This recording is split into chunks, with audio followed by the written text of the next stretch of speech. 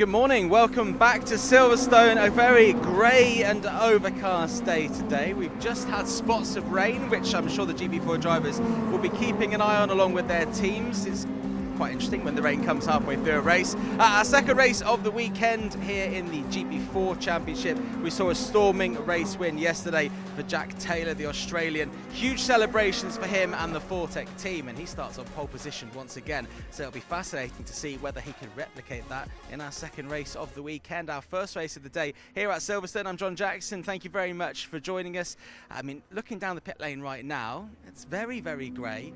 We've got the iconic Silverstone branding around here, but teams don't seem so worried. It seems like when the rain comes, it really has to rain for them to take it seriously. Still seeing slick tyres on some of the cars being wheeled out at the moment. We're going to talk with Max Maserati in just a second and find out from a driver's perspective what he makes of the rain and whether that's a big problem with the amount of rain we could get in this race. But first of all, let's relive what happened yesterday as Jack Taylor took his first win in the GB4 Championship with Fortec. Highlights from round 13 of the GB4 Championship, partnered by the BRDC, and it was a great start from pole position from Taylor. On debut, Kraling dropping back into 5th position. Obviously, would go side by side with his teammate Dayton Coulthard. It would drop Coulthard into the clutches of Junkos, who was having a bit of an attack coming in from the Elite Motorsports cars as well. They ended up fighting themselves, did Isaac Phelps and Ari Bansal, of course, those drivers that sit second and third in the championship. A move for second position in the race, though, would see Wilson under attack from Thomas Ingram Hill, whilst Ingram Hill's teammate was checking out into the distance. Ingram Hill was trying to make this a Fortec 1-2. Out on to what is the Grand Prix start-finish straight that we go, the Hamilton straight. By the time they got into the Village Loop section, it was the number 8 of Ingram Hill making the move and going up into second position. A bit of a lock-up as well would maybe open the door for Wilson to come through. Full send Wilson would go, but with about 3 laps left to go in the race, it would be a Fortec 1-2. Bit of a mistake coming in from Enzo Holman, opening up the door for Dan Ginchard, who started from 17th position, was able to rise his way all the way up into 11th position. Meanwhile, the focus on the final few laps of the race was the 27 of Wilson fending off Catulus. He was able to keep Catulus at bay and take home a podium. Ahead of that, though, and comfortably ahead, it was a first victory in GB4 for Taylor, joined by his teammate Ingram Hill in second. A great drive for the Fortec team, finishing 1 and 2 in the race. An excellent performance. A great maiden win for Jack Taylor in the GB4 Championship. We're going to hear from his parents in just a second, but I've been joined in the Maserati party by Max Maserati. I was talking about the rain. Now, the rain has been sort of spitting intermittently, kind of a little bit of drizzle, as it were. As a driver looking at going out in the next 10 to 15 minutes, is this the kind of rain that would worry you in any way, or is it something that we should just disregard? I think at the moment, you just got to disregard it. But if it was to start raining, then that will make this race really interesting. Over the past couple of days, with the practice that the guys have had, it hasn't been wet. In fact, when I think back to it, to even when we tested here, the pre-season testing in February, March time, it wasn't wet either. So there's very limited running that guys have had here in the wet, and that could completely mix up the order. Yeah, of course. I guess you'd need a fairly considerable amount of rain for us to take it a bit more seriously. Yeah, definitely. I mean, it was only sprinkling, 10 minutes ago, and it stopped again. And it's quite warm. The humidity's here, but, you feel it when it's about to start raining. All the air just gets sucked out, and it suddenly gets a lot colder very quickly. It's not doing that at the minute, so I think we're all safe for the time being. With the GB3 race earlier, we left the pit lane, and in the time it took us to walk back up the pit lane, the temperature dropped massively, and we could feel it start to spit. So it can change very quickly. What did you make of yesterday's race? It was a great drive from Jack Taylor. Yeah, a really great drive from him taking the win. Fortec in general getting a 1-2, so that was really great for those guys. And of course, in terms of the championship as well, really interesting. Gunchard obviously had a really good race coming back through, and it was extreme. He only lost 3 points, wasn't it, to Bansal, who was basically in second at the time. So he'll be looking to do the same again today. Absolutely. I just caught up with Dan Ginchard actually, and he's starting pretty far back in 22nd. But he's hoping for a safety car midway because he made up a certain amount of places. But then he said if there'd been a safety car, it would have bunched everyone up and it would have given him more of a chance to make more of an effect from where he is. Well, also he had 2 minutes less because of the delayed start. So I think actually if he had that 2 minutes more and had that extra lap, he just got onto the back of Pribble, and I don't know I can't remember who the other car was, but he just got onto the back of them. So he was ready to make some more moves. He just needed that 2 more minutes, which he will get today. Yeah, he was very positive at least. So it'll be interesting to see what Dan Ginchard can do. But let's hear from some parents now, feeling very positive because Lee and Sharon came over from Australia. Well, Lee's been over actually for quite a while with his son Jack Taylor, but Sharon's come over, and yesterday she watched her son race for the very first time in person. And I mean, it's only down from here because he won his first race. Well, after his storming first race win in GB3 yesterday from pole position, ahead of his second pole position start a little bit later, Jack Taylor's parents, Lee and Sharon, have now joined me. We've spoken to you a lot, Lee. Sharon, you've come over from Australia for this weekend, and already it's paid off because that was a great drive. It was incredible. First time I've ever seen Jack race, and he pulls out a win. So, yeah, it's just amazing to be here. How do you feel watching him race? Because obviously motorsports is a dangerous thing, and I know that a lot of parents can get a little bit worried as well as excited. Yeah, no, I'm excited. Obviously, yeah, a little bit nervous, but just more nervous for how he's feeling. Yeah, but I was definitely shaking through that first race. I'm sure you were comforting and consoling each other and all the emotions that come out. He is filming it, by the way, about a metre away from us, so if you are slightly distracted. Obviously, you've been here a lot more, Lee. You've kind of watched the progress a lot more. That was probably the best moment you've had in this country with your son. Oh, definitely. And it's nice now because we've been here all this sort of time. I'm a bit more relaxed. I've been here and throughout the ups and downs, but for Sharon to see it firsthand like this and to come all this way and all this effort and so on, it's great. It's nice not to have to get up in the middle of the night to watch the races, because I've never missed a race. Like, I get up, we all get up and watch it. Yeah, so it's good. It's great. Yeah. It's pretty, it's some wacky times. Now you've seen one race win, obviously the nerves, I guess, are calm. Do you stay in a bit longer, or are you just here for Silverstone and you're going to stay a bit longer this year? I'm actually here for a month, so I'll be here for the next round at Brands, so yeah.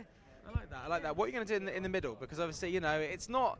It's a good time to visit the United Kingdom because it's our summer. Although our summer, I always feel when I'm speaking to Australians, is a little bit underwhelming because it's not really that warm. Oh no, your weather's been great this season, I think anyway. I've enjoyed it. It's been nice. We've had my shorts on, I have t-shirts on, so we've been out and about. And coming from Tasmania as well, it's quite cold there at the moment, so this feels good for me. Yeah, it's been a little bit cold today. And what are you going to do in between the races? Have you got any sightseeing, any sort of touristy stuff? We'll probably keep it pretty local. We won't go too far. We'll do the sights and eat out and enjoy ourselves and enjoy UK for everything it's got. But for the moment, we'll probably stay pretty much settled. And the good thing, and you've been watching this at home, is you know that me and Lee have been talking about all the different restaurants that they've been going to as a father and son duo. Have you got any sort of places that you're going to try? Have you been to a Nando's before? Yes. Oh, you have Nando's in Australia now? Yeah, we do. Even in Launceston, where we're from, we just got one. But yeah, I'm happy just to go with the flow. It's my first time to the UK, so yeah, I'm happy just to go wherever. Obviously, huge celebrations after this race win, and more to come tomorrow. So good luck, and we'll see you at Brands as well. Yeah, thank you. You will indeed. Thanks. Thank you. And if there's one thing that you've learned, and I've certainly learned this weekend, it's that they have Nando's in Tasmania in Australia. Good to hear from Lee and also Sharon. We'll be watching their son start on pole position, and we'll hear from him in a little while as well. The weather's still holding here at Silverstone, so we're doing okay. Things are all right, as Max just said there. Not a big concern unless a lot of rain comes down. So it'll be, we'll keep you updated, but I can't imagine much is going to change here in the way of weather. We're a few minutes away, just over 10 minutes from the start of this race. Let's hear from another driver who actually won the very first race we had here at Silverstone this season when we visited earlier in the year. It's Alex Katoulis, the Japanese Greek driver with Elite Motorsport. Alex, an impressive race for you, just missing out on a podium, but you showed some good pace. Talk me through your race. Yeah, we were one of the only cars that didn't go on the new tyres on the left, so we tried, kind of getting good start, push forward in the early laps, but we had a delayed start, so it kind of gave the new runners a bit more time to get some heat, so that wasn't great. And the launch was actually pretty good, but I got a little bit boxed in at the apex. But yeah, and then afterwards, once the new tyres came in, they were kind of pulling away. But I think the pace was still pretty strong, and we got new tyres for tomorrow, so yeah, it was a decent race overall. And of course, last time we were here, you won the first race of the season, so that was super impressive. You know you can win around here at Silverstone. How are you going to approach the second race of the weekend? Where are you starting? Remind me where you're starting on the grid. Yeah, starting second, so no one in front of me to get boxed in. So yeah, just focus on getting a good start again and go from there. I think, yeah. tomorrow will be a good day. Now, Elite kind of dominated last time we were here at Silverstone. We've seen Fortec dominate so far with that race there with the 1-2 for them. But, I mean, plenty of yellow cars out there doing pretty well. So you kind of work really well as a trio, I feel. Yeah, we have been. I think also, the rest of the field has done a good job during the season to kind of catch up to where we started. So yeah, the championship is really competitive. It's a lot of fun. But yeah, the team's always done a great job. So yeah, can't thank them enough. And finally, are you worried about the weather here? Because obviously things can change pretty quickly, and the forecast is kind of looking a bit up and down.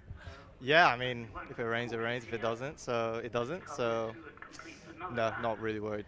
You don't seem like a guy that's bothered at all. Look, congratulations, almost getting that podium here to continue your impressive run at Silverstone, and we'll look forward to seeing what you can do tomorrow. Thank you very much. Thank you. Thank you. Yeah, great race win in that very first race we had here from Alex Catoulis. He'll be looking to get back on the podium if he can in this race coming up here. We've got loads going on at Silverstone today. We've got one more race in the GB3 Championship, the reverse grid race, as well as a GB4 reverse grid race coming up later this afternoon. But we're all about this, the 14th round of the GB4 Championship here at Silverstone. Lots of drivers are going to be looking for some big points in this race, and well, we'll hear from more of them hopefully in the assembly area in just a second. We're also going to catch up with an old friend who used to race in GB4, who I spotted in the paddock at the end of the day yesterday. But first, let's take a look at the track here at Silverstone. The home of British motorsport hosts this weekend's racing for the GB4 Championship, partnered by the BRDC, with such iconic corners like the Maggots, Beckett's, Chapel section, the head down into Stowe, and of course that Vale Club loop out onto the Hamilton Straight before we head through Abbey, then Farm and into the Village loop section, out through Aintree, and of course onto the Wellington Straight where we head into Brooklands and then Luffield to complete the lap here on the national side. It is a long circuit, it is a tricky circuit over the 18 corners, but of course all of those turns are definitely overtaking opportunities here in GB4. Very flat circuit in the run around the 3.6 miles, of course, 5.9 kilometres around the British Grand Prix venue. Of course, that is a look at the Silverstone circuit. Let's ride on board then around the Silverstone circuit with Thomas Ingram-Hill for the Fortec team on a weekend where he's looked much faster than even rounds in prior. Of course, through Copse, the opening corner, down into Maggots, Beckett's and Chapel, such an iconic part of the world of motorsport as they go through the left, then the right, and left again, back out onto the Hangar Straight. Now in GB3, the DRS will be open. In GB4, absolutely none of that. They'll be using the slipstream and as much racecraft as they can possibly muster on the run up the hill into Stowe. Into this right-hander, blind as you turn your way into the corner, get to the apex and then let the car wash out towards the left-hand side and the curb, dropping down the hill on the exit. A slight rise and back up as they head into Vale and Club, through the double right-hander, through Club and then out onto the Hamilton Straight, scrambling for grip as they wrestle it over the curbs on the left-hand side. Onto the Hamilton Straight, and then the only thing you can think about here is that run through Abbey. Incredibly fast, keep it pinned as you go into the right-hander, slight rise up as you go into the left at Farm, and then deep onto the brakes into Village, arguably one of the best overtaking opportunities on this circuit. Village, though, leads straight into the tight left-hander here at the loop as they'll get that throttle down. Must be clean here for the run all the way down towards Brooklands. They go through Aintree here, the left-hander, and then out onto what is effectively the penultimate straight on the circuit, the Wellington Straight, and the run down into Brooklands. BRDC Clubhouse on the right-hand side. Use a lot of that curb on the right-hand side. Also, as you flick it into the left-hander, you can make an overtake inside and outside as you go through Brooklands, then into Luffield, out a little bit wider so you can straighten out the exit, put the throttle down, and then it's the flat run through Woodcote and across the line to finish a lap here at the Silverstone circuit. So that was a look around the track here at Silverstone as some sevens behind us crash right there, but we'll ignore that. Thomas Ingram-Hill, great podium for him yesterday as we saw in the first race of the weekend. Starting fourth today for Fortec Motorsport alongside Leon Wilson, who was also on the podium for Arden, there on the second row of the grid with Jack Taylor and Alex Catoulis, who we heard from earlier on, starting second alongside him for Elite Motorsport. We're just going to actually chat to Mike Epps here, who's Thomas Ingram-Hill's driver coach. We spoke yesterday to Joseph Loke, who's also part of the Fortec driver coach fandom? No, what do you call it? Grouping, let's call it that. And he got the race win yesterday. Is there a bit of beef between driver coaches? We do, yeah, we have a little bit. So I worked with Joseph in last year in F3, and we have a similar style with the coaching actually, probably as a result of me working with him for 2 years prior. And we were watching during quali, and of course we're exchanging fastest laps and sectors, and we're there like, oh, your man's, oh no, my man's got it. So it's quite a healthy rivalry actually, but it's great for the team at Fortec as well, because the boys are pushing each other, and he's been here for a long time now. He's been working with these guys a bit longer than I have in the GB4 side of things, and it's been good to come in from another angle and add a little bit to Tom's side. So yeah, it's going really well, and well, we'll see here. It might be a different conversation afterwards. Well, look, yesterday we said it's 1-0 to Joe, and I know he's right behind us filming us now because obviously he wants to get one up on you, but he did admit that Tom was looking quick yesterday. So, you know, from 4th place on the grid, you can do a lot. Yeah, like him and his teammate Matt Rees in the GB3 year we did. They're like chalk and cheese. They do it all quite differently. So he's got strength and he's got strength. So we're just trying to tie them together. But yeah, Tom's had a real breakthrough weekend. I think it's been a long time coming. I've been working in the background with him a bit through Dan Wells, and there's been a lot of results that haven't quite happened for him. And then this weekend, Fortec are on the money, and he's fairly on the money. So it's all suddenly broken through. It's that click point in the year, isn't it? You keep working on process, and the results sneak up on you. So. Yeah, and a big smile on Ollie Dalton's face yesterday. So the boss at Fortec is feeling good. Yeah. Well, Mike, thanks very much. Good to hear from both sides of the driver coaching programme. And yesterday, just after we finished the race coverage, I caught up with an old friend in the paddock. Well, I'm back in the paddock now, and I've run into a familiar face in the shape of former GB4 driver Chloe Grant. It's good to see you again. You're doing something new, which we're going to get onto in just a second. But first of all, what have you made of the racing in GB4 this year and the new car, which is pretty different? It's been awesome. I have actually been following along this year, watching the racing. I think it's amazing seeing the GB4 grid grow. I mean, obviously being a GB4 driver, I think the opportunity that GB4 gives compared to other championships, it's a cheaper alternative and it helps you with the progression in single seaters. So yeah, I think it's awesome to see more drivers coming into it, especially the amount of female drivers that are now in it also. Yeah, the new car looks awesome. I really wish I could get a shot of it, honestly. I'm sure if you ask nicely, someone will let you. And obviously GB4 got you on your way to do an F1 Academy and many other things, and now you've got something new, and it's kind of hinted at on your shirt. Tell us about the Porsche Iberica Sprint Challenge.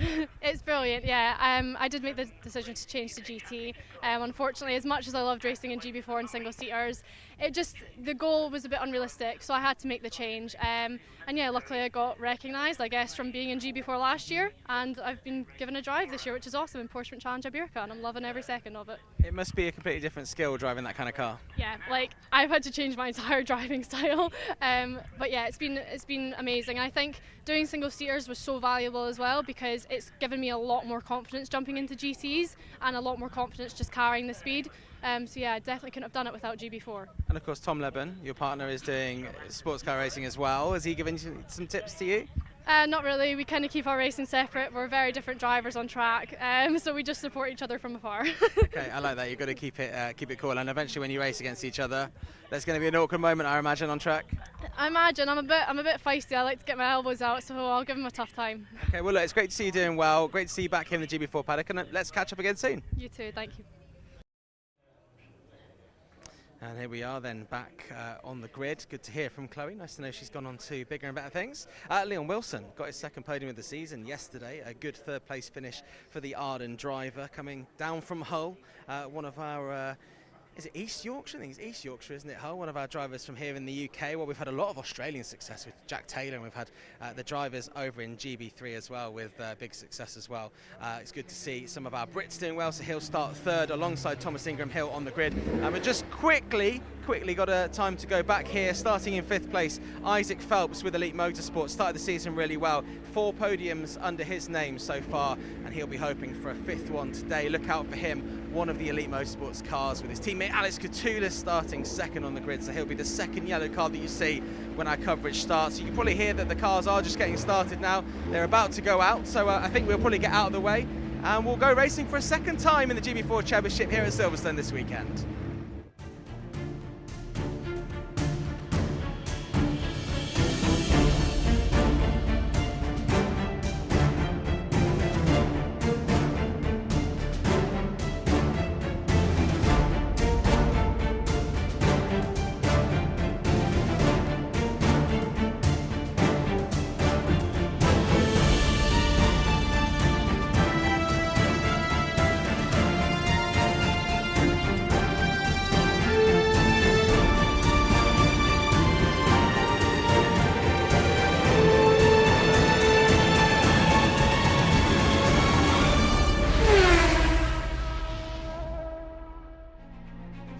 round 14 of the GB4 Championship, partnered by the BRDC, ready to get underway here at the Silverstone Grand Prix circuit. Of course, there'll be 2 weekends after this, but if you're going to go and win the championship, now's the time where you need to start hitting those good results, especially as Ginshard, the championship leader, will be starting far down the order in a circuit where it is still very possible to get the moves done. Let's take a look around then this iconic circuit. Of course, Maggots, Beckers and Chapel Stowe, the Vale Club section, the Hamilton Straight, down towards Abbey, which saw its fair share of overtake attempts throughout the week and thus far. Of course, that run into Brooklands where we see a fair share of moves and a fair share of attempts like what we did yesterday.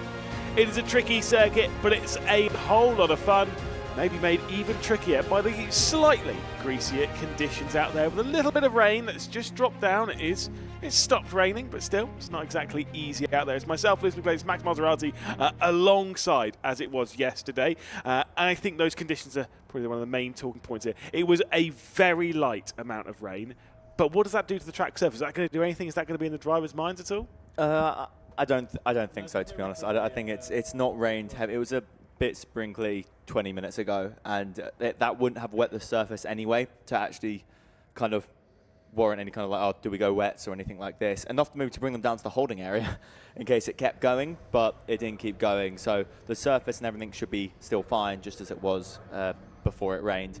Obviously, cars are out on track as well, so you know the heat's still in the circuit as well, so it should all be good, unless it's something now opens the heavens up and it is quite cloudy. But I think we're okay.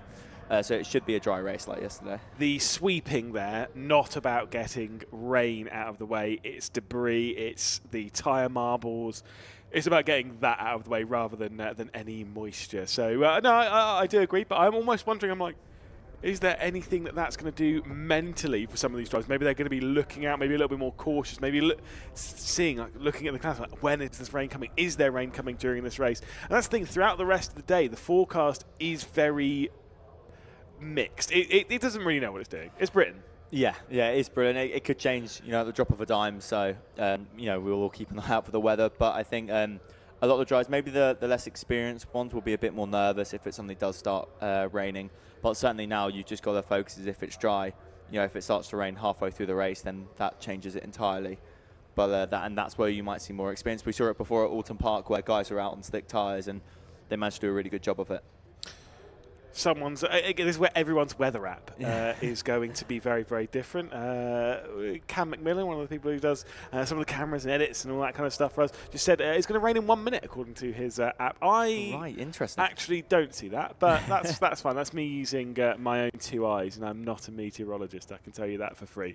They're just getting the circuit cleared from debris from the previous race, of course, and then we'll be able to get this show underway, and should be an exciting race. I think yesterday's race, of course we were a lap shorter, we were 2 minutes shorter, was still very exciting. I think we can get very much the same thing. Yeah, I think very much so, and it'll be another interesting race. Obviously the guys who actually banked on it raining today, going news yesterday, that might not, unless it does start raining in 1 minute, that's not played out for them. So all the guys who will be on new tyres for this race will have an advantage for this race and also this next one coming up. Always good to stare into to those fans around the circuit. Obviously, Escapade there, great view going through Maggots, Beckers and Chapel. Who's bringing out the umbrellas? Anyone getting some waterproofs on? Hoods going up at the moment. We seem relatively all right around the circuit. I mean, look, it's still shorts weather, it's fine. Yeah, exactly. And it's been threatening to rain all weekend, but GB4's actually been really lucky. Whenever our practice sessions were, the GB3 had just gone out and dried out the circuit for us. So it was there has been no practice time for the drivers in the wet conditions so far this weekend. So on an entertainment point of view, it will be quite interesting if it suddenly did start raining. I was talking to one of the GT Cup drivers a little bit earlier on in the day, Luke Bennett, and we're talking about the weather and the potential weather. And I did say, I was like, it can really rain this Silverstone. It can come out of nowhere. And I'll say this as well.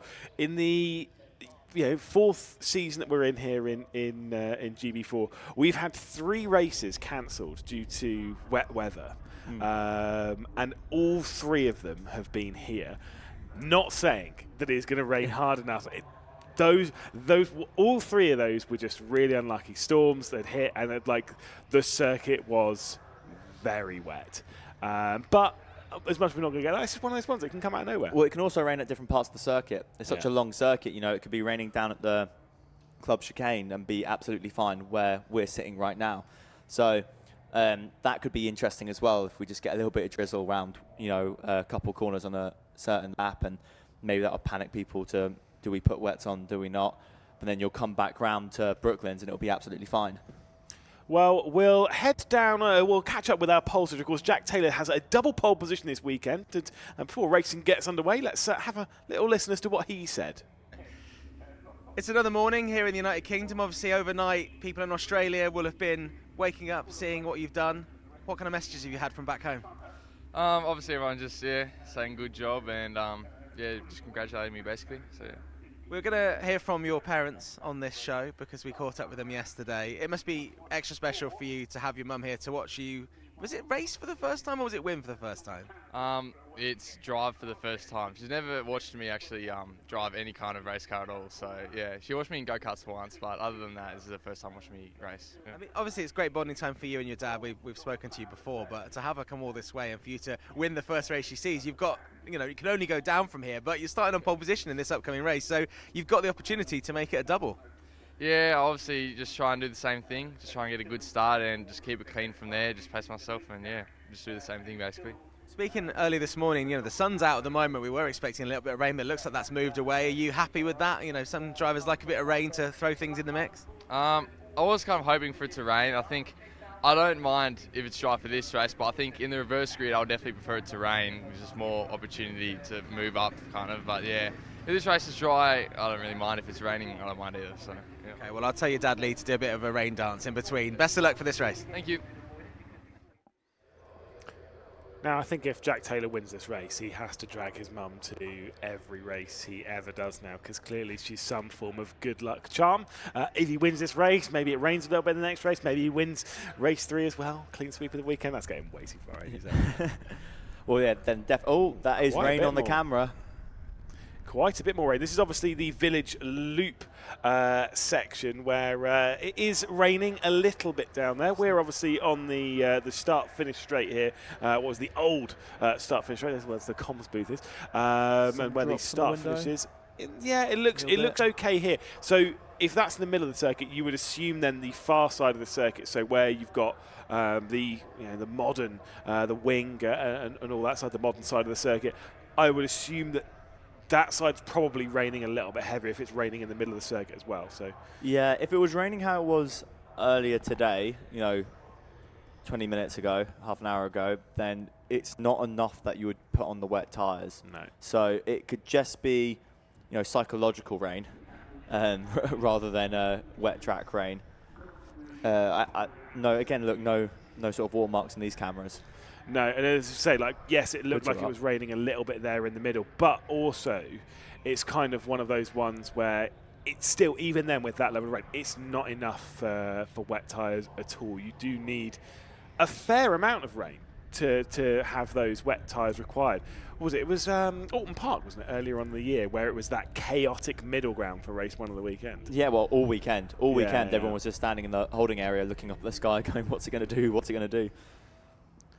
Yeah, very, very difficult indeed. And again, you saw a little bit of the wind there. That's kind of why the conditions can change so quickly. The wind fairly fast around here. It is quite blustery out there, and with that we can get some changes to the weather relatively quickly. They've not been released from the hole. No, there we go. See, that's it. As soon as I say they've not been released, bam, there they go. I should have said that earlier. The car's now out onto the circuit. They'll head round to the grid. They'll be stationary there, and then they'll begin their formation lap. And Jack Taylor with Alex Catoulis alongside in that front row. Catoulis is going to get very aggressive in the first corner, I think. I think he needs to. He does, and he's got new tyres, Catoulis. All the elite cars do. Yeah. Not many people do. I think other than that, I saw Horman had news on the left, and then the Graham Brunton Racing cars as well. They also, I think, had news for this one. So, big opportunities for them everyone who's on news to move up the order here. But you're right, Catoulis, this is a really big opportunity for him to get the lead and go. Yeah, of course. Remember that across a weekend, qualifying and 3 races here in the GB4 Championship, they get 6 sets of tyres. So, 6 tyres. So a set and a half of tyres, which they can use as they see fit throughout the weekend. Quite a lot of drivers yesterday obviously used the 4 tyres in qualifying. Obviously, you can't qualify on less than that. And then they used the 2 brand new tyres in the race. You can see that with Jack Taylor, those 4 tyres had all been scrubbed. Yeah, exactly. So he knows that this start is going to be crucial. The first lap's going to be crucial to pull away, use the tyres that he's on, because once those new tyres come in, it's going to be a big pace advantage for Catullus. He will try and recapture the magic that Elite had last time we were here. Indeed. Well, we can see them all in position. Again, 25 cars, a joint record in GB4 for the largest grid that we've had. Fantastic to see this championship going from strength to strength. And of course, this new car in 2025, effectively the 2022 GB3 car that's been upgraded a little bit, or they've taken some of the aero, they've reduced some of the power to make it right for the GB4 Championship, but it gives GB4 a halo, it gives GB4 the safety required, but also it gives them a very good and versatile race car that has been a proven one in GB3. Yeah, a really good race car. Other drivers I know who have driven the GB4 car and driven a certain other championship at the same level of this, and they all say they prefer the GB4 car. They prefer how it handles, and it's a better step, I believe, to then go to GB3. The cars have slightly more aero, and same tyre, everything will work with you. Same circuits, you're there the same weekend. Some of the teams, the same teams, so it makes it a much more natural step to go into GB3, where clearly you need to be if you want to then move up your career in single-seater racing. 100%. Well, let's take a look at the starting grid for race 2 of the weekend and round 14 of the championship. Taylor is on pole position again, alongside Alex Catullus. Leon Wilson will start from 3rd position with Tom Ingram Hill, who worked his way up onto the podium yesterday from 6th position. Isaac Phelps in 5th, alongside Arjun Kraling, who, of course, started from the front row yesterday. Still finished in the top 5, mind, so a solid result. Dayton Coulthard in 7th position with Jason Pribble, who we were just hearing from on the GB3 coverage, my co-commentator for the weekend out there. See how well he gets on. Josh McLean and Ari Bansal, 9th and 10th position. Of course, Bansal, a bit disappointing how his qualifying's unfolded. 9th and 10th of the weekend, someone who's contending for the championship. Alex O'Grady will start from 11th position alongside Luke Magnussen for Fortec. Then we'll have Enzo Holman and Leandro Juncos, who did have a great start to the race and can get a little bit aggressive on the start of the race, the Argentinian driver. And Callum Baxter for Graham Brunton Racing down in 15th position with Ava Dobson alongside in 16th. See what she can get up to with Stefan Bostanciev, who had some great pace but then dropped right the way down the order, unfortunately. Maya Dianarim will start from 18th position on row number 9. Megan Bruce and Dudley Ruddock will start on row 10. 3 more rows left to go, or technically 2.5 if you want to call it that. 1 sees Dan Ginchard, championship leader, starting from 21st position. Holly Marr will start from 22nd. Then the penultimate row of the grid is Flame Auricular, it's Lily Watkins, and the final row will see Caitlin McDaniel from 25th position. The important bit though, it is raining quite a bit more now. Yeah, just looking out the window you can really see it. It is coming down, and look at the camera there. Yeah. That is getting wet. So all the teams are now getting ready because there's going to be, they're planning there might be some pit stops. Part of me wants to say just stick to it. I mean, what the radar say, is it going to stop raining? Maybe they'll split strategies here. I mean, that's raining quite a lot. Silverstone's a long circuit, and the thing is, because you have places like the main, the Formula 1 start-finish straight, that it's in between 2 buildings, and because of that coverage over the circuit, it takes longer to dry than maybe a circuit like the Indy circuit at Brands. And we were saying yesterday about they have radios in the car. That is only for race control to the driver. The drivers here have to make a decision by themselves and hope the team heeds it. What does Jack Taylor do? Is he bringing it into pit lane? Yes, he is. Now, does the rest of the field follow? And what happens in this case? Would it be a delayed start? We kind of had that at Alton Park. I think everyone's in. I'm not sure. We can hear them all coming down the pit lane now. It's either way. It's going to be a gamble if it stops raining, because it might just not be wet enough. We can't see it really properly from where we're sitting, what the circuit looks like at the minute. I think everyone is coming in. And the thing is, once you see the leader come in and everyone else comes in, I think you're going to be very much thinking, well, someone stayed out. Oh, someone has. So one of the Ardens has taken a gamble and he's decided to stay out. Ava Dobson, I think that might be, who's remained out on the race circuit. Does anyone else? I mean, yes, there's a couple of others. The circuit is, I think it's still dry. I think that's Mare Deanery. So that's what the GB car. It looks, the surface doesn't look wet. And that camera looks okay. It's still definitely raining. It's still definitely raining. I mean, I'm not going to lie. I like the call of staying out here because I think so. If it does stop raining, you're good. I mean, look at that. I mean, that tyre does look like it's quite damp. Just seeing it there. People are rolling back. But are they? Oh, I thought they were starting there. No, so I don't know what's going to happen here. It's definitely going to be, well, it potentially could be a delayed start. Oh, there we are. We are going for it. They're going to start the race. Here we go then. So the race begins with just 2 cars on the grid. It's the 55 of Ava Dobson and Mare Deanery, a 2-car race down into the first corner, remaining out on these wet tyres, on these slick tyres rather, in wet conditions. They head down to the first corner, a fair amount of spray. Can they keep it on the road? Quite a lot of spray there being kicked off by Ava Dobson. Mare took the wet line there straight away at once, seeing that the circuit, I mean, Magnus and Beckers does look a lot more wet, but they're going to have a huge advantage here in terms of track position as long as it does stop raining. And if it does stop raining, I think there'll be parts of the circuit that will drop out. I mean, there they go. Now people are coming out the pit lane as quick as they can on the wet tyre. But this looks dry. This part of the circuit is dry. Yeah, so Jack Taylor will be the first one to come out of pit lane with Catullus in base. So a good pit stop basically there for Fortec and for Elite. A crazy pit stop race here. Mare Deanerine's going to close up to the rear end of Ava Dobson, and Deanerine, with a look to the inside, in one of the wildest starts here in GB4, has taken over the race lead. But you can see how much they're struggling for grip. On the lead of those wet tyre battles, it is Catullus at the front, as now we stare back at this battle for the race lead. I mean, it's crazy. It has stopped raining, though. It has. Looking out the window, it has stopped raining. And Mare has done exactly what he needed to do. He's got the lead as early as possible, and he just needs to go now. He just needs to check out, keep the heat in. Obviously, these guys are going to close up while it's still a bit damp, but this looks dry to me. This looks way dry, and they're battling, and that's going to hold themselves up to the slick tyre guys in the front. Jack Taylor then straight around the outside to take over 3rd position. Alex Catullus going back on the attack as they work their way down into Vale. The race leaders heading their way through Farm Village and Loop. It has only been 100 seconds in this race, but those 100 seconds have been filled with drama. Mare Deanery at the front of the field, Ava Dobson behind. This looked like it was going to be the wettest part of the circuit as those final few drivers leave the pit lane. Of course, some teams, they've got 3 cars. I'm sure they've not got 3 sets of mechanics to try and change everything round.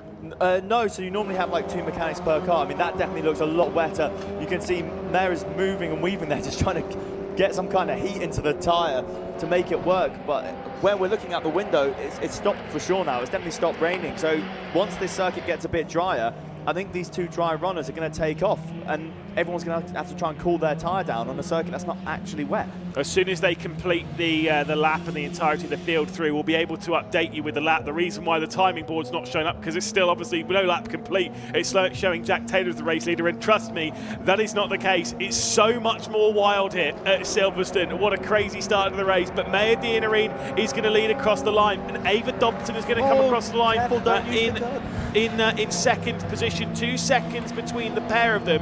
So Deanery trying to clear out into the distance. What are the sectors like? Jack Taylor was nearly 4.5 seconds faster in Sector 2 alone than Mare Deanery.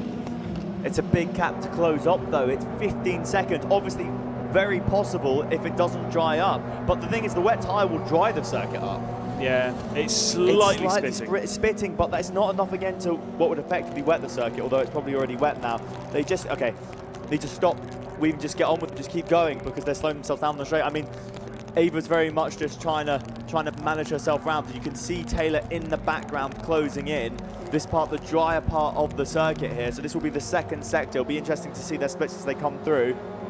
You could hear it on the microphone there that it was still some pretty heavy rain down at Stoke, and you can see how much they're crawling through. it might not be working here. There's Ava Dobson. I could see Catoulis in the background. Jack Taylor is also coming. There is Taylor. He's been closing in. He was faster in the first sector by nearly 4 seconds. The fastest first sector though that's just come in has come in from Magnussen. The top 10 at present is Dianareet, it's Dobson, it's Taylor, Catoulis, Ingram Hill, O'Grady up to 6th position, who won that chaotic wet race back in Alton Park. Junkos up to 7th, then Kraling, Magnussen and Phelps the top 10. Dan Ginchard has come up to 12th position, so Hill Speed have absolutely capitalised here with Ginchard the championship leader. Big slide coming in from Catoulis as they head through Abbey. Yeah, this definitely looks like the wettest part of the circuit, doesn't it? As soon as you go to the cameras, it looks dark, it looks, you know, that sort of British miserable kind of conditions.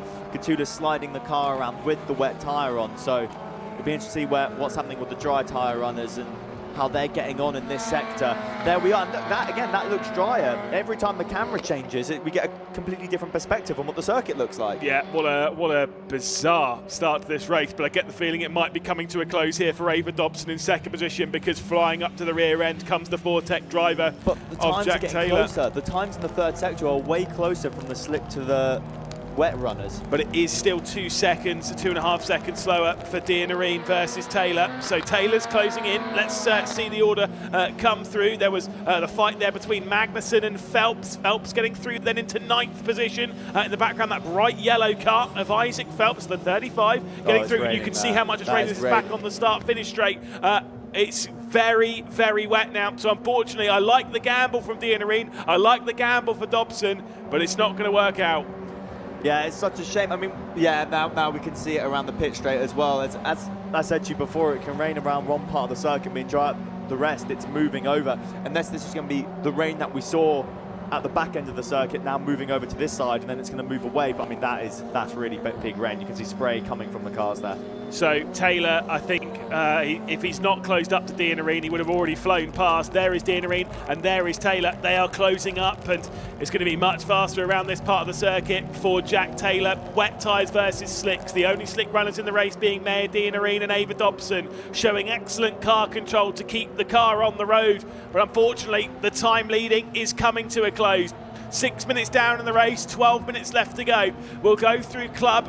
We'll head back out to the Hamilton Straight, and the race lead will go back the way of yesterday's winner, Jack Taylor, looking to sweep the opening 2 races out a little bit wide onto the curbs, having a bit of a slide, but Taylor is at the front, and you can see how wet this part of the circuit is really becoming. Yeah, the circuit is just getting wetter and wetter here. That crossover to the wet tyre now really in play. Just what an exciting race. I mean, again, looking down the pit straight as they're getting into the more wetter part of the circuit now. So exciting. You can see a reflection there of Dianarine's car off the circuit, and that just shows how shiny the race surface is. There is Dan Ginchard then, the number 49 Hill Speed car, 12th position in the race.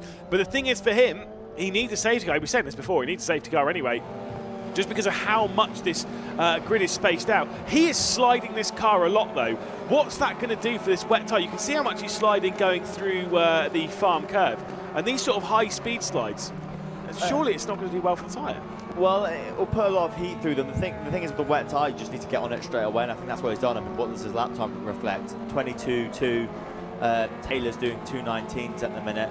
25.2. Yeah, Ginchard's done a 25.2. So he is struggling. And we see some cars battling here with the wets. These guys must have all come out the pit lane around the same time. Junko's getting the cut back on O'Grady. Really good cut back there. He's going to get the drive off the corner. They come through Woodcote, and then they're going to get to the cops. I think Junko's is going to have the position here, and he does take it. O'Grady slots in behind, and that's Coulthard, I believe, right behind him. No, it's Arjun Kraling. It's Kraling, yeah, trying to capitalise on these two in front of him. And he's going to get the run here on the exit.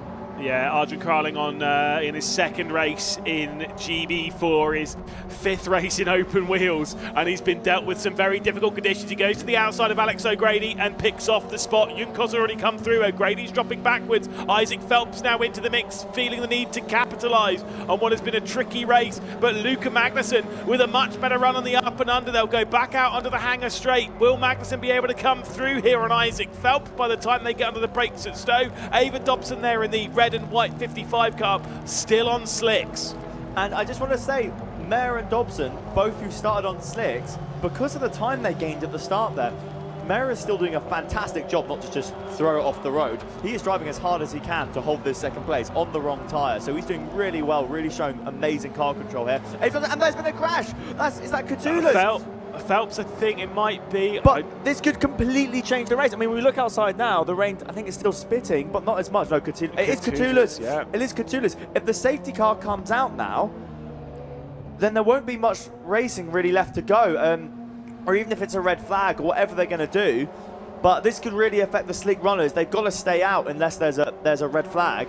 But Mayer has still got such a gap to Catullus, who's now gone off. It's second and third slick runners in wrong conditions. Big moment there for Luca Magnussen. Safety car has been deployed, race neutralised, and that is big. If we are going to get some more racing left to go in this race, if the safety car comes out, they get Catullus's car recovered, and they send this race back out again, we are going to have a very chaotic run to the checkered flag. The important bit, though, for Taylor is he is at the front of the field. Yes, though, that gap will be cut down. Now, bearing in mind, he had 6 seconds to Dianarine, 12 seconds back to Catullus, who crashed. So it means to the next wet runner, before the safety car came out, he had 17 seconds. Taylor was on fire. He's going to be devastated. He is, and that's good to see. Obviously, Catullus okay. That was quite a heavy impact into the wall.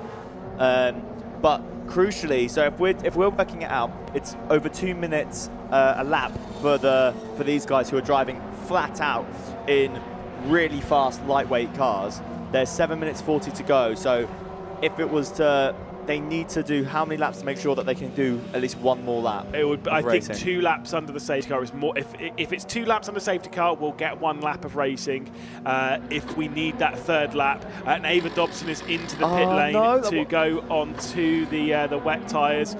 I get that. I agree. Like, because what you're saying, I know about is because if you're changing, that means you're losing the time in the pit lane. But you kind of might have to take the gamble that maybe the race is going to come to a close on the safety car, at which point you won't lose your spot. Exactly. Yeah. She's obviously thinking if the race goes ahead and there's 1 lap left, she's just going to get eaten alive. But I think under these circumstances, you're going to be last coming out anyway. So might as well just take the gamble and stay out. Which is obviously what Mayer's done. And again, that part of the circuit, I think the rain has been moving over. I look out now at the windows and it's dry. The rain doesn't look like it's coming down. You know, the windows aren't, there's no bits of spit on them. Definitely a lot less than it was. It's just the circuit is wet. So if they keep going around on the safety car and the wets are moving the water out the way, we'll see what happens on these last closing laps here. So the race order at the moment is we're under safety car. It is Taylor on wets, leading from Dianarine on slicks. The rest of the field are on wet tyres. It is Ingram Hill, Junkos, Kraling into 5th position. Great drive, by the way. Then O'Grady, Phelps, Magnussen, Wilson. Dobson, of course, is into the pit lane, so will drop down from 10th position, promoting Ari Bansal and Dan Ginchard up into 10th and 11th, respectively. Then it's Ruddock, Bruce, Baxter, Pribble, Coulthard, Holman, McLean, Bostanjev, Mile, Watkins. Of course, the retirement for Catullus. I was going to say, not everyone has caught the safety car yet. I mean, Watkins is only really at the 1st sector, so again, this could play into how long the safety car is actually going to be out on circuit for. Yeah, absolutely. And, yeah, of course, for Dianarine, he wants that safety car to be as long as possible. Even for Taylor, to be fair, it might be sat there being like, do you know what, this safety car can take us to the check. I've proven that I was going to win this race, so I'll take it. For those behind, though, for your Phelps, for your Ginchards, for those that are looking for the championship and looking to gain some progress. Yeah, well, look at Junkos' pace compared to Ingram Hill in front of him, so he'll definitely be going like, oh, can we get going? Myself, being biased, obviously, because of Mayer, I'm like, stop. Yeah. keep going on the safety car. From an entertainment perspective, obviously we want that to go out, and we'll have a mega sprint to the finish. But 5 minutes to go on the clock now, and so this is our first lap on the safety car. This will be interesting to see what the time is going to be, and we can work out. So the next lap, I can tell you this for sure right now, the lap they're about to start, if they want to do another lap of racing, this has to be the last lap under safety car. But of course, the important bit, as much as we're all talking about that in the comments, because we want to get back racing, we want to do this, or maybe not, in your case, it's fine. We're all saying this because, we want to see more racing and all this kind of stuff. It doesn't match the marshals at all, because safety and time Exactly, is completely irrelevant. The marshals will recover that vehicle in the safest way, which might be a bit slower, but it's what you got to do. Exactly. So they're pulling it onto the recovery truck now. Still bits of debris, but again, not everyone's caught to the back of the safety car yet. I'm not sure what it says, if everyone needs to get to the back of the safety car, or if they can just turn the lights out and go. Probably they don't need to wait. Again, that first sector looking a bit better than the rest of the circuit. Oh, this is going to be a tough one. But of course, it has to be cleared, and the safety car lights have to go out before they run out. I think it's as they run out onto the Wellington Straight. You're absolutely right. Still a bit of spit on the lens. For those in the top 10, by the way, let's talk about lap times. Talk about those that have been showing some good pace. The fastest driver on the circuit, you'll not be shocked to hear, was Jack Taylor. He set a 2-minute 19.5. That was over a second faster than pretty much everyone on the field. The only person within 1 second of him was Isaac Phelps, who's in 7th position. So the reason I say that is because those behind Taylor, those behind Ian Areen that might be looking to make some serious progress if we do get that final lap, Isaac Phelps is top of the list. He set a 2:20.4 as his fastest lap. Everyone else is in the 2:21s or slower. Yeah. So it's a very mixed up grid, as we said before, about people haven't done the running here in the wet. So as well, like what wet tyres were going on, were they new, were they scrubbed? It's a complete mix. So it's very exciting. Here we can see Mayer coming through on that dry set of tyres. Just hoping it's going to suddenly dry up.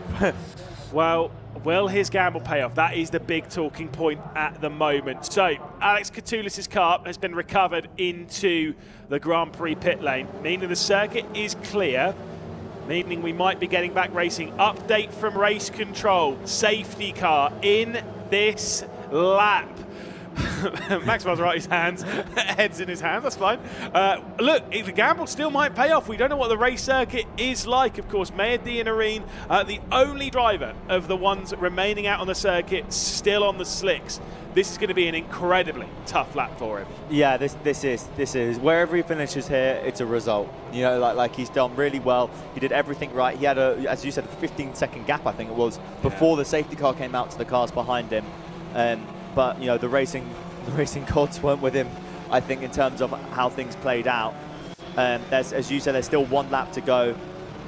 Maybe the circuit's drier than what we can see on the camera, but we'll see what happens. There'll be a lot of people this is a big chance now on this last lap to make up a lot of positions. And again, these gambles that are made by these drivers have to be made by the driver, not the team. The team will follow whatever the driver does, but the driver at the end of the day is the one that has to make the decision. There is no radio, so there is nothing that the teams can influence the driver on. There's pit boards, yes, but other than that, nothing. So a very slow restart here coming in from Jack Taylor. It's Mayadi and Areen on slick tyres behind. It's Ingram Hill looking to make it another Ford-Tech 1-2. You've got Junkos, you've got Crowley, you've got O'Grady, Phelps, Magnussen, Wilson and Bansal, the top 10. Dan Ginchard just outside of it, looking to rescue some points for his championship lead. With 1 final lap, we return to racing here at Silverstone. Obviously, a perfect restart there for Jack Taylor, but everything is getting bunched up behind as the slick tyre runner of Mayadi and Areen is desperately looking for some grip around this Silverstone circuit, but he could be getting freight trained here at the first corner. Ingram Hill looks to the inside in the red and white.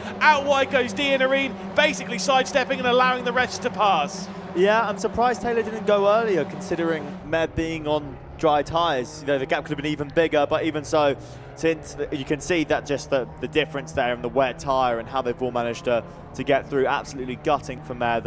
He made a gamble and he's driven really well in that race. Whoa, bit of a slide there from Ingram Hill. This could slow him out, and Junkos could be able to get through here. Let's see if Junkos is able to make the move in the number 77. Out wide, Isaac Phelps in the background of the bright yellow going side by side with Alex O'Grady as Dan Ginchard is going with Wilson. The side-by-side battle up the order for second position on the road sees Ingram Hill keeping Junkos at bay. And there was about 4 or 5 wide in the background as well in the mid-pack. There's the elite car of Phelps managing to get past O'Grady, but O'Grady's kept his foot in. Will he try and send it back up the inside?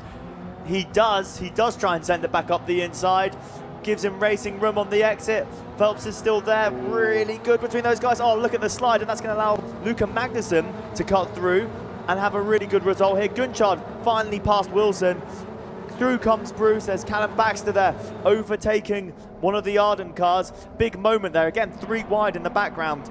And here's Ingram Hill trying to hang on to second place. Here comes Junko sliding again in this, what looks drier part of the circuit. On the inside, oh, that was so close. Yeah, they're very tight in the background as well, as Phelps looks to the outside of O'Grady, gets squeezed onto this extremely wet bit of the circuit as they work their way through Village and Loop.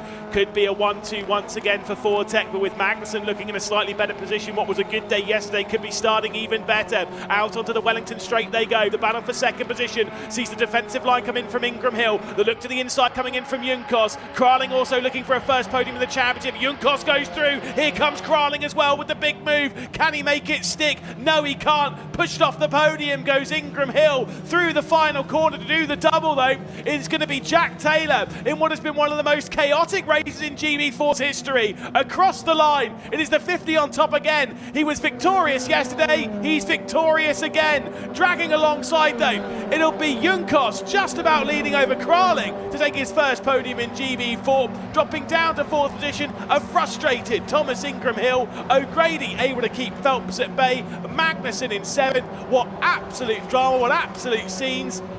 That was absolutely crazy. Yeah, what a race. What an exciting race. Really, really great job from Taylor there, doing everything he can. Here we can see Mayer. Oh, it looks like he's got something's wrong with his front left.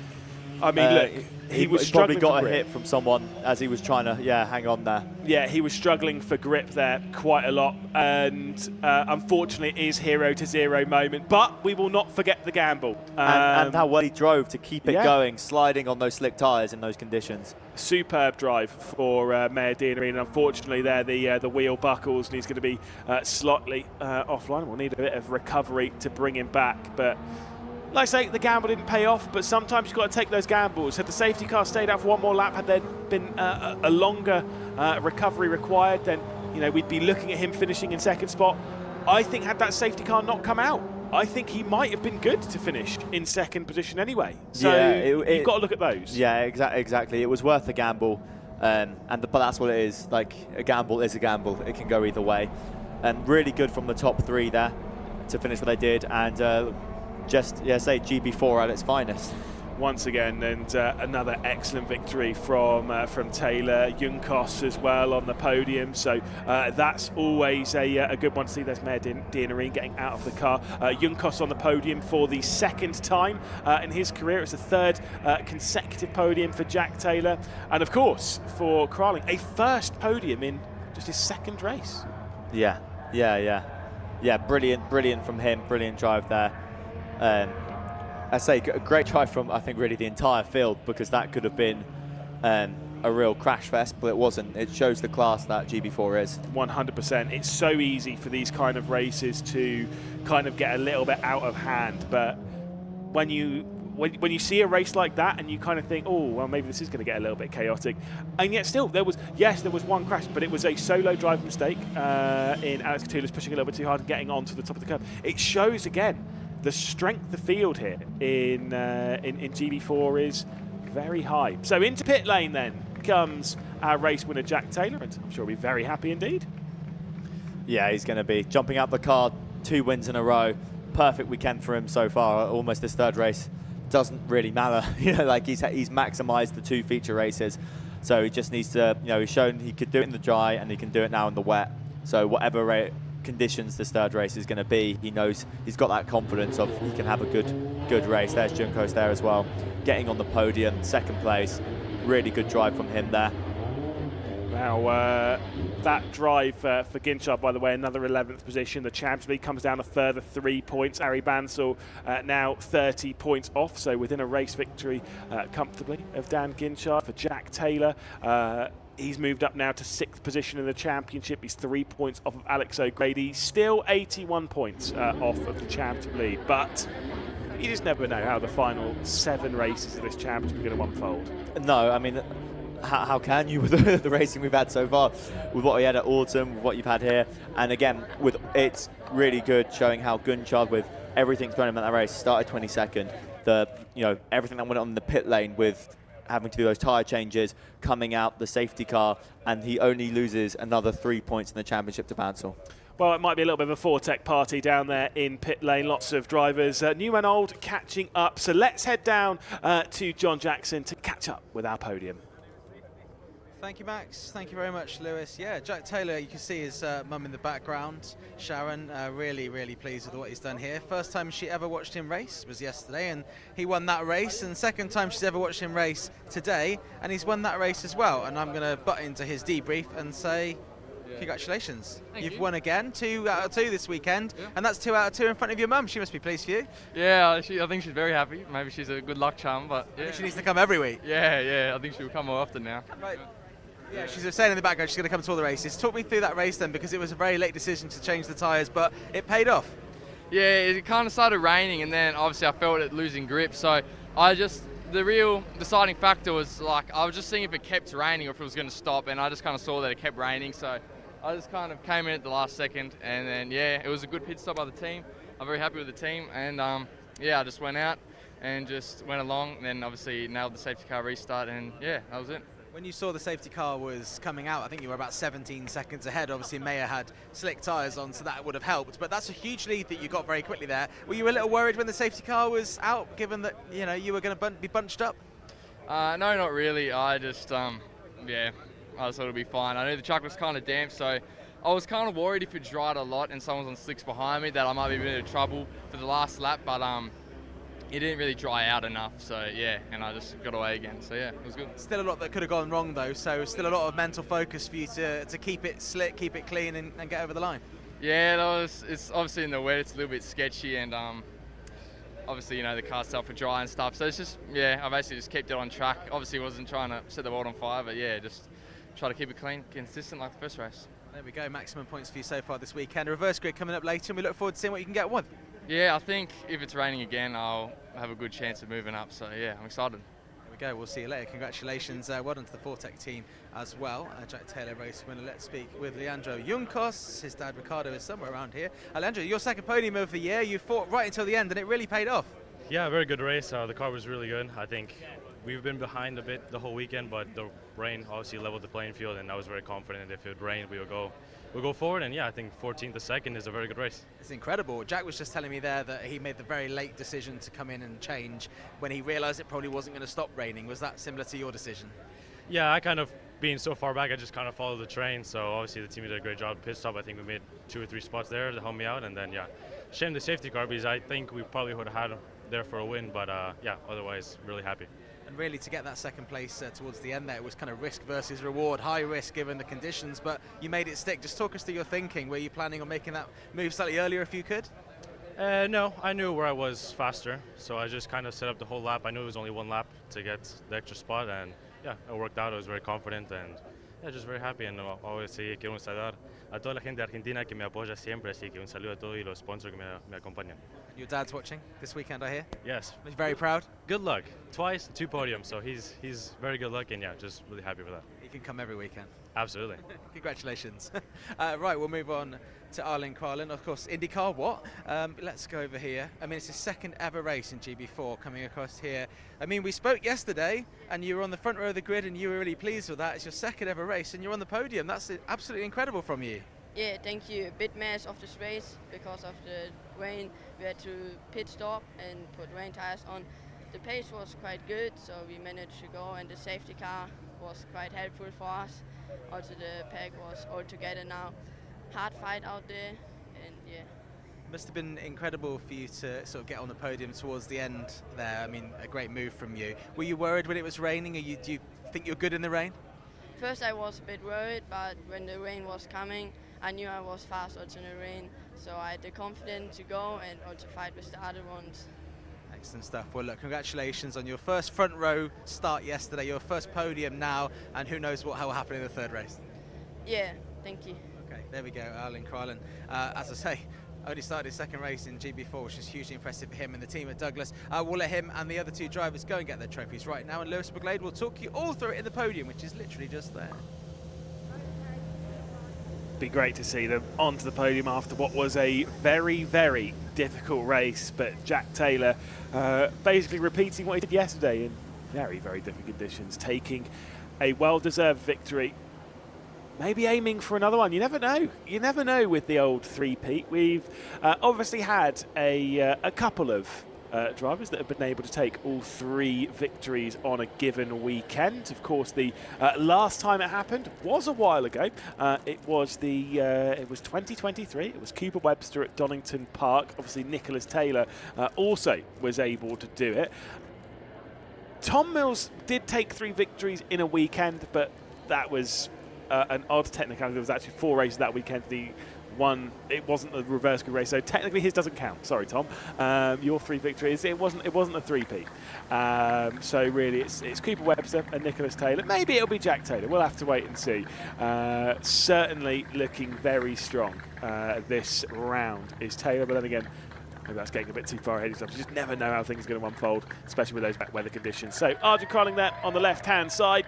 On the right-hand side is Junkos and Jack Taylor onto the top step of the podium. Could he have imagined this to be the story of the weekend 12 months ago, where he had a season in 2024 where there was some potential, fair enough, but the only podium that he got all season was around here, but it was in the reverse grid race, and it was from 4th position, which is great, you know, of course, but still, it's just not quite, you know, what you would expect to see a driver like that coming into the season. You wouldn't expect to look at them and be like, right, they're going to come into Silverstone this week, you know, at some point in the season, and absolutely rip the field to pieces. And that's what Jack Taylor's done.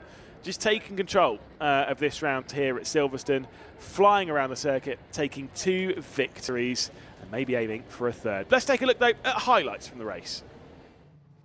Highlights from around 14 of the GB4 Championship, partnered by the BRDC. And as they were going around the formation lap, the rain started to come down, leaving the drama. Every team, every driver on slick tyres, 22 of them coming into the pit lane. 2 of them still out on the circuit, Ava Dobson and Maya Dianarine, and they would start on the slick tyres in what was very difficult conditions.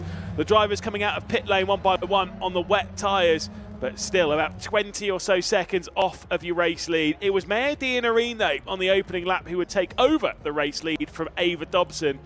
The rain was fairly light at this point of the race. It would get heavier, though, as the race would continue, and Jack Taylor was closing in on the top 2. He got past Ava Dobson and then was knocking at the door for Maya Dianarine, and with this up and under, it was the race lead switched around, and it was the number 50 of Jack Taylor taking over the front of the field, as he did yesterday as well. Maya Dianarine's 2nd position. This, though, caused a bit of drama. A bit of spin there from Alex Catoulis and a spin off into the barrier. It did require a safety car. Ava Dobson came into the pit lane to get off of the slick tyres and to go onto the wets, as Catoulis' car was recovered. That would mean, though, we'd have one final lap to deal with, and with Jack Taylor running off into the distance, Maya Dianarine remaining on the slick tyres, hoping for a bit of a gamble and maybe a race ending under safety car. Unfortunately, it would not go that way for him. Thomas Ingram Hill would look down the inside of the opening corner of the lap, and Maya Dianarine would be off the road. Junkos would come through, as well as Kralling, as well as O'Grady, Phelps and Magnussen as well, and unfortunately dropping right the way down the order. Big move coming into the inside from Leandro Junkos as he was trying to find his way past Thomas Ingram Hill, but could not make the move there and then. It was the run into Brooklands where the move was opened up, also for Kralling as well to come through into 3rd position, aiming for a 1st podium in GB4. Thomas Ingram Hill disappointed to drop back into 4th position. Isaac Phelps also fending off Luca Magnussen in the background. A fantastic drive, though, from Jack Taylor to cross the line to take victory. It was a 1-2 for Fortec yesterday. Wouldn't quite be the same today, but still a brilliant drive from the Australian to take race victory yesterday and to back it up with another victory in very difficult conditions with Junkos and Kralling as well.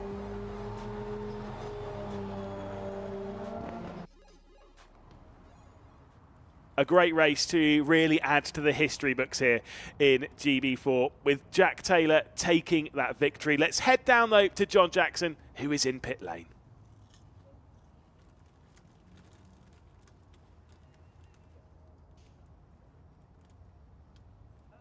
It's true, like, I mean, Silverstone obviously is a special place from us coming so far away from Argentina. Very proud of him, and he started 14 and finished 2nd. We knew we needed rain, and the rain coming, so one time good luck for him. It's been a difficult season for him, the first full season in motorsport, so he's at this level, right? In England, you know how good they are on the rain, So for him to show this performance, I'm really, really happy and surprised, to be honest, because we didn't have this experience before, and now he's showing what he can do as well on the wet. So it's very, very happy for him, the whole team as well. I will tell you that they're working really, really good as a team in GB3 and GB4. So congratulations for his speed, and it's a great first year in the UK for us, right? I mean, you know your stuff as well with your IndyCar team, and you must be proud that, you know, you watch drivers come through and do well, but when it's your own son, it must make, obviously it's a whole new emotion. It is. You know, he was playing soccer professionally, and then the few things he did in go-kart when he was 5 and when he was 10, and the few times that he tried and tested a race car, I knew he was quite good, but then he, compared to the other drivers, so for him was natural things, but then the racecraft and how he's going to deal with situations and the pressure, that's what I didn't know, and he's surprisingly good for the lack of experience he has. But yeah, so I'm focused on my business, IndyCar, which is a lot, and I have not much time left.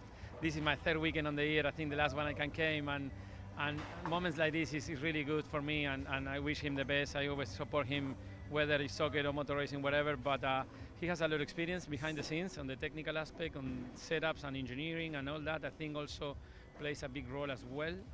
So I'm really happy, and of course for me to see this type of motor racing, being in the United States for 23 years now, and this is my first time in the UK, seeing this, the way you guys do things here, the racetrack, the traditions, you know, everything, the names, and it's good for me to have an even more complete as a team owner now that I was before I came here. Yeah, I mean, an incredible weekend so far. You're incredibly proud as well. I'll let you go and celebrate with Leandro, and we'll watch him again in race 3.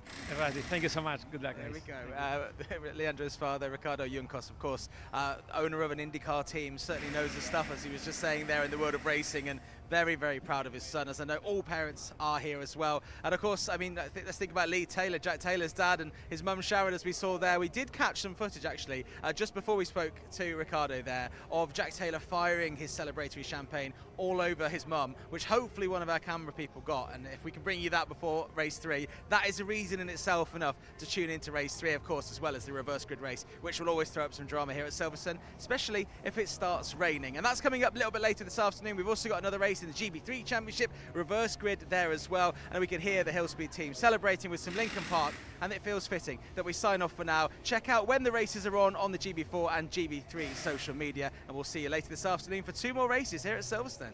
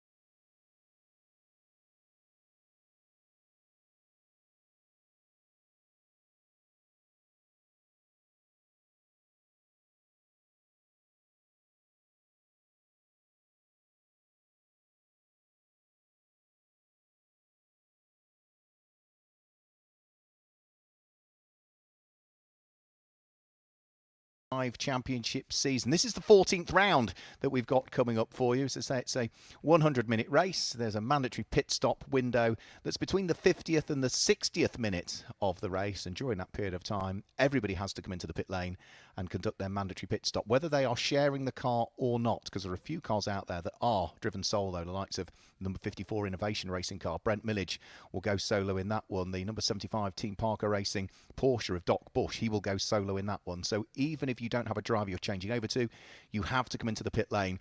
And depending on whether you have a pro driver with you or a pro sporting driver sharing the car with you, that dictates how long you remain stationary. So in other words, we have got the car on pole position, Peter Urseg, sharing with the pro driver, Marcus Clutton. So because he's got a pro on board, he will stop for 180 seconds as a minimum period of time, plus any success seconds they'd have picked up. If you've got a pro sporting driver with a sporting driver, it's 170 seconds as a bare minimum. And if it's two sporting drivers together, it's 150 seconds as a bare minimum. But you add to that any other times that they've picked up from previous endurance races with success seconds. Let's have a quick look at the calendar, which has just been announced for 2026. We will start the season again, as we did this year, at Donington Park, but it starts a couple of weeks later. We were the back end of March this year. We go to early April next year. And then from there, we head to Snetterton for the second round, which is different to what we've done in the past. That is in the middle part of May. End of June, we go back to Donington, back on the Grand Prix circuit for 2 visits. And then we'll move here to Silverstone again in the middle part of next year. Brands Hatch moves from what was the second race of the season down to being the 5th weekend of racing in 2026. And we'll conclude the season back at Snetterton on the 300 circuit. So a familiar feel to the circuit, but a bit of a change around in the order in which they appear. So looking forward to that, when you can keep your view on and all the information about the 2026 season on the socials as well for GT Cup. So there is the car that Peter Ursig will be starting from pole position, the PB Racing with JMH Audi. Set a time in qualifying that was 2 minutes 0.977 seconds, and that was about 0.2 of a second quicker than the Track Focus number 88 McLaren that starts alongside. Now that's the car that will be started by Darren Kell. He will hand over to his son James Kell. We heard from the two of those just earlier on the run into this one. Both of those cars are GT3 specification cars, so they both run in Group GT3, but because Peter Ursig has a pro driver on board, Marcus Clutton, he picks up 180 seconds in the pit lane, plus 15 success seconds from the previous pit stop race. Alongside Darren Kell, he gives way to James Kell, who's only classified as a pro sporting driver, so a semi-pro in reality. He will have 170 seconds plus 10 seconds of success seconds from the previous pit stop race, which means that they will be stationary. In reality, those two cars on the front of the grid, the Audi will stop in the pit lane for 15 seconds longer than the McLaren will do. So if I were Darren Kell, what I'd be wanting to do is make sure, if you can lead the race, brilliant, and pull away, fantastic. But as long as you are within 5 or 10 seconds of the Audi come the pit window, you should hopefully be able to pick up the lead of the race, and then hope that your son James Kell can fend off the pro driver Marcus Clutton. So there's a whole dynamic to this race that will play out, and if it's anything like the Donington Park race, as we heard from James Kell when we were chatting to him, it was 8 1,000ths of a second separated first from second on the run to the flag after 100 minutes of racing. There's a few cars still in the pit lane by the look of things. So Richard Chamberlain's Porsche was still in the pit lane, Doc Bush's Porsche was still in the pit lane, and there was another car a little bit further up that was still in the pit lane. So there's a few little gaps on the grid.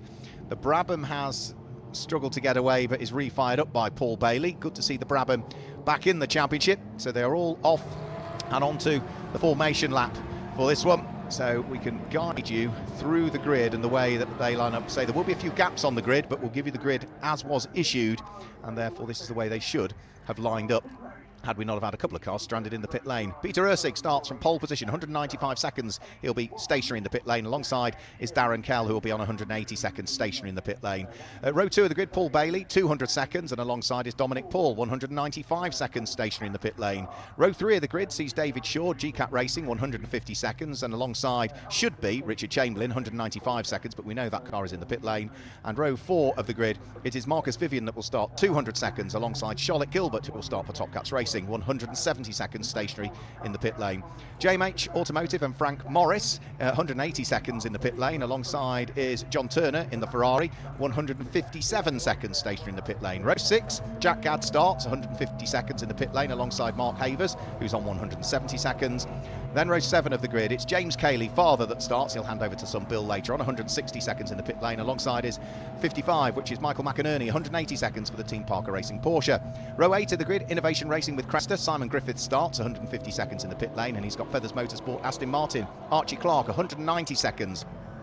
Row 9 of the grid, Doc Bush, 150 seconds, alongside Matt Eddles, who is on 165 seconds in the pit lane. Row 10 of the grid is Mark Ellman, who will start 190 seconds before he gives way to Owen Hizzy, and alongside is number 24, which is Neil Wallace, who will start at 170 seconds for that car in the pit lane.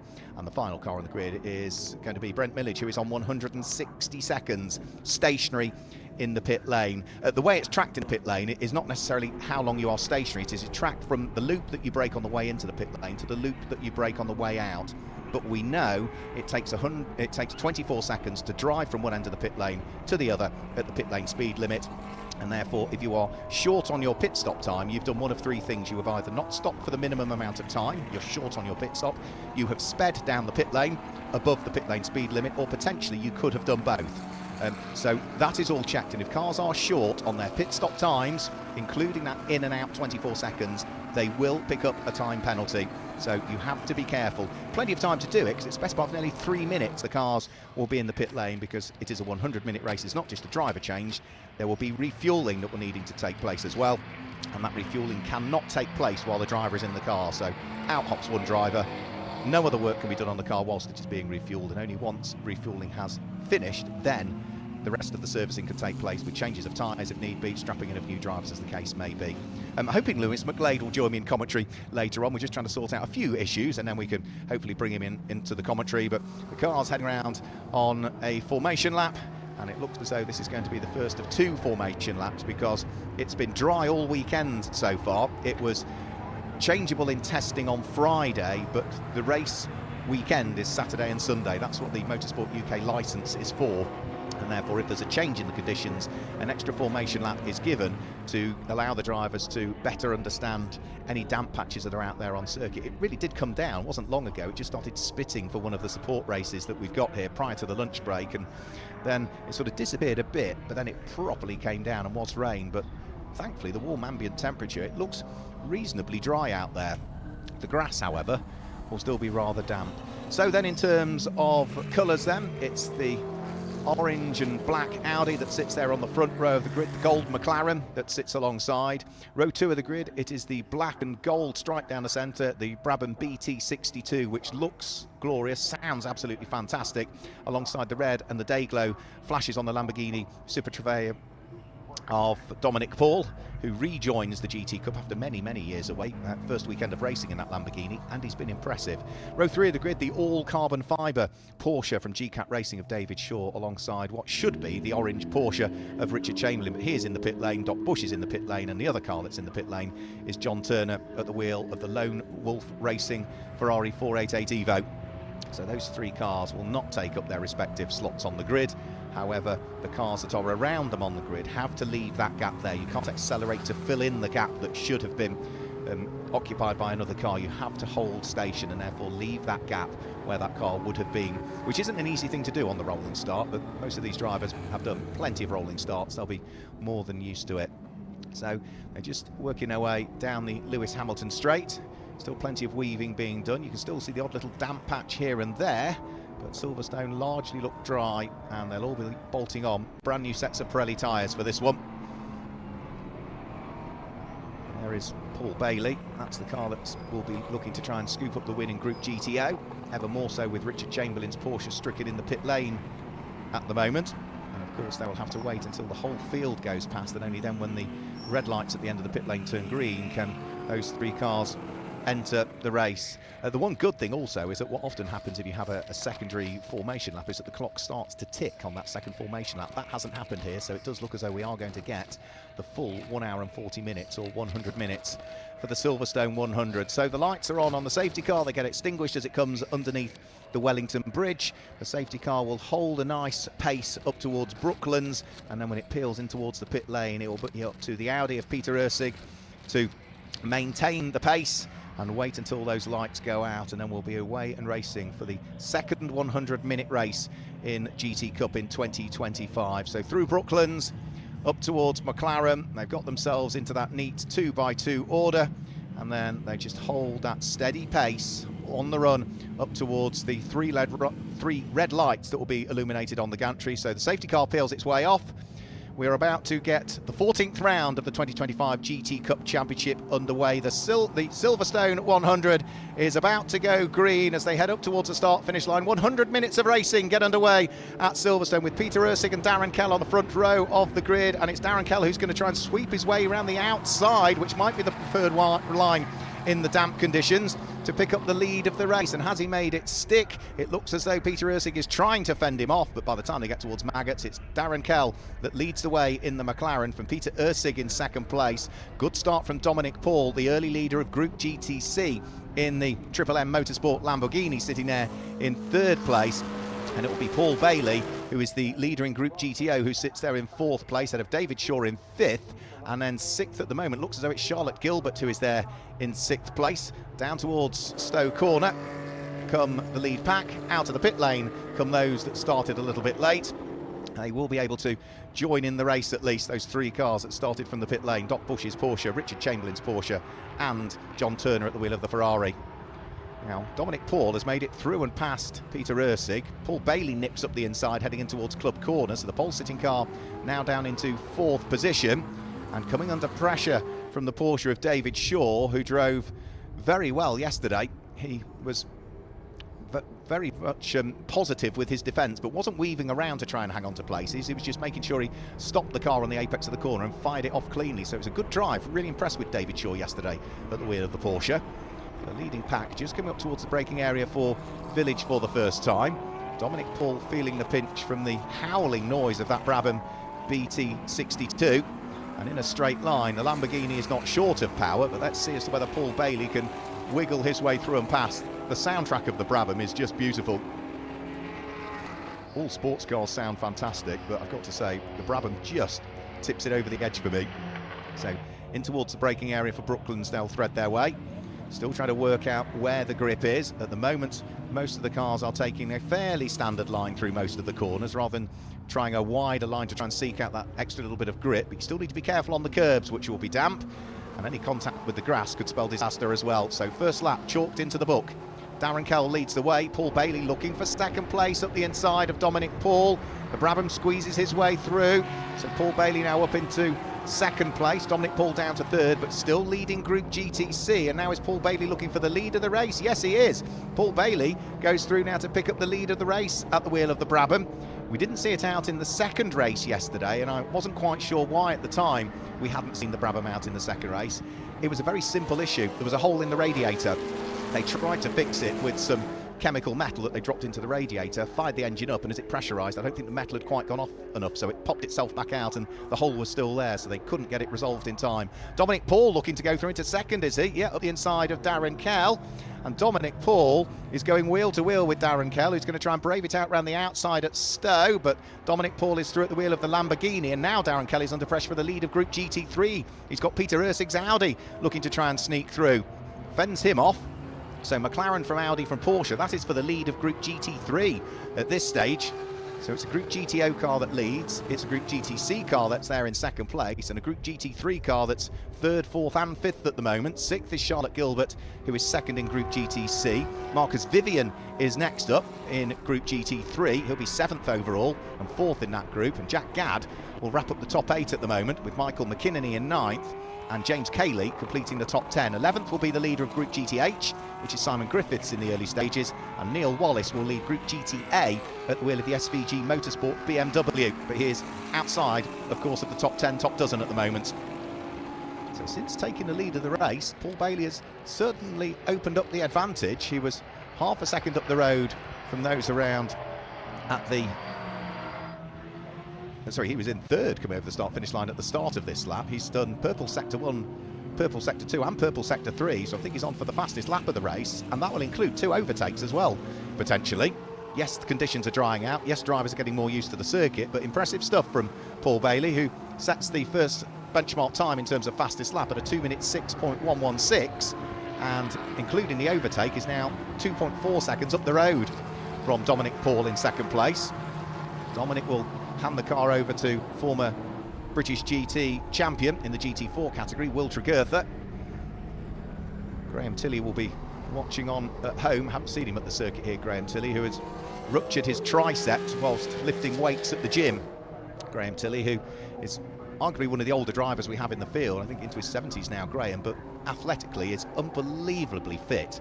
And such a shame he's not out this weekend, but Dominic Paul has grasped the opportunity to drive the Triple M Motorsport Lamborghini, has done a sterling job all weekend, and I'm sure Graham will be watching on at home, pleased as punch with the way that Dominic is going. As we say, get well soon, Graham. Hopefully we'll see you back in another few months. Onto the brakes, up towards Club Corner. A wiggle from Darren Kell at the wheel of the McLaren as he heads onto the brakes and then starts to try and accelerate his way over the start-finish line, looking to see if he can cling on to the lead of Group GT3. That's the first 5 minutes of the race done, and now for the first time today we can bring in Lewis McGlade, who's alongside me. Lewis, thanks for joining me.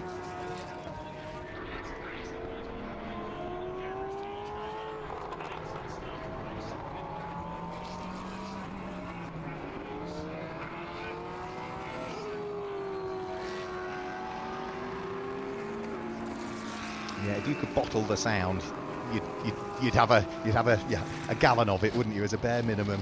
So Paul Bailey down towards the bottom of the Wellington Straight. Dominic Paul settling in still in second place, so it's Group GTO car that leads the way. It's Group GTC car that's there in second place. You can tell by the different colours on the windscreen headers of them. Group GT3 car that sits there in third place, so it's three separate group leaders at the moment. And we've got an off for Mark Havers, and that's coming out of Village and up towards the loop, where he's, by the look of things, had a small problem. Carefully rejoins the circuit to make sure that he doesn't compromise the run of the SVG Motorsport Mark Neil Wallace driven BMW. And for Mark Havers, I'm afraid that's going to drop him down from what was 14th position. I think he's probably going to rejoin in something like 17th or 18th. Might just be able to get a quick replay here of something. You just see it in the background of the shot, can't you? So all on his own, Lewis, just lost the tail end of the car.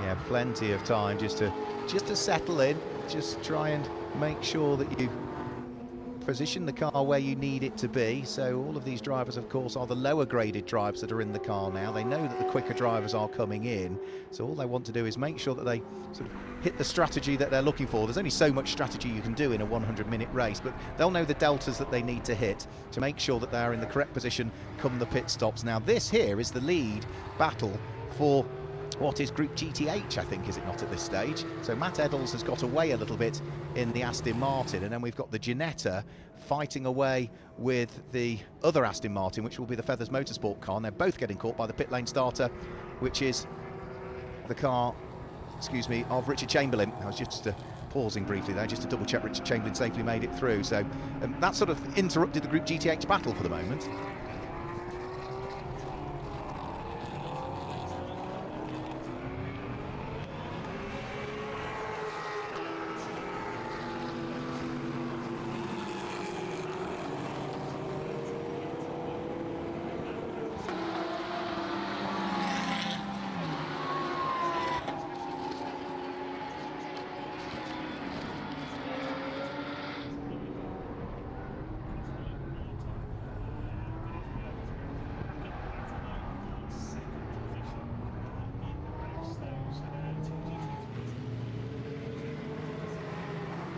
That looked as though there was a gear shift problem almost for Simon Griffiths. The car just seemed to, either he was recovering from a spin or there was just an issue when he tried to upshift. He got sideways, oh he did, he spun right across the nose of Archie Clark, a full 360, and he was hooking the gear when we saw it. So problems for Simon Griffiths, that drops him further down in Group GTH. Luke Bennett will be salivating, ready to